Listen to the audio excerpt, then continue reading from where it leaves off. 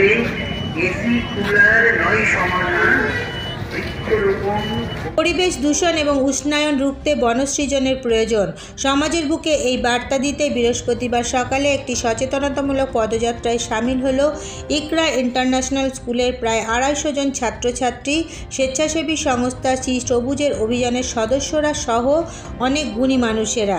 এই পদযাত্রাটি সকাল 6টায় বর্ধমান শহরের কেশবগঞ্জ চটি থেকে শুরু হয়ে রাজ কলেজ মোড় এবং সেখান থেকে পুনরায় কেশবগঞ্জ চটি এলাকায় এসে শেষ হয়।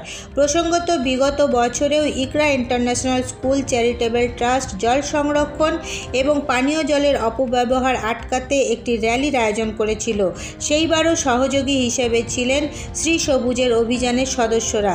তবে এদিন উষ্ণায়ন এবং দূষণে জর্জরিত আমাদের এই পৃথিবীকে সমবেত উদ্যোগে আবার স্নিগ্ধ, নির্মল এবং বাসযোগ্য হবে এই প্রত্যাশা নিয়ে পদযাত্রা সমাপ্ত হয়।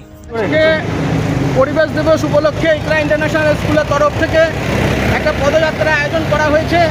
মানুষকে সচেতন করার জন্য সচেতনতায় আমাদের দরকার। সাধারণ মানুষ গাছ লাগান, প্রাণ বাঁচান, গাছ লাগান, পরিবেশ বাঁচান। দূষণমুক্ত পৃথিবী করতে আমাদের সদর্থক ভূমিকা দরকার। এই ভূমিকার জন্য স্কুলের ছাত্রছাত্রীরা সেই মানসিক প্রস্তুতি নিতে পারে, সমাজের মধ্যে একটা বার্তা যেতে পারে। এই লক্ষ্যে ইকরা ইন্টারন্যাশনাল স্কুল এবং আপনার শ্রী সবুজের অভিযান যৌথ উদ্যোগে এক পদযাত্রার আয়োজন করেছে। আমরা এলাকাবাসীকে, বর্ধমানবাসীকে এক সদর্থক মেসেজ দিতে চাইছি।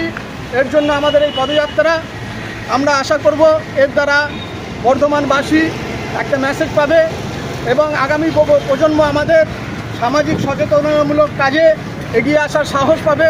এই লক্ষ্যে আমাদের ছাত্রছাত্রীদের নিয়ে একটা এবং সমাজের বিশিষ্ট মানুষজনকে নিয়ে আমাদের একটা পদযাত্রা।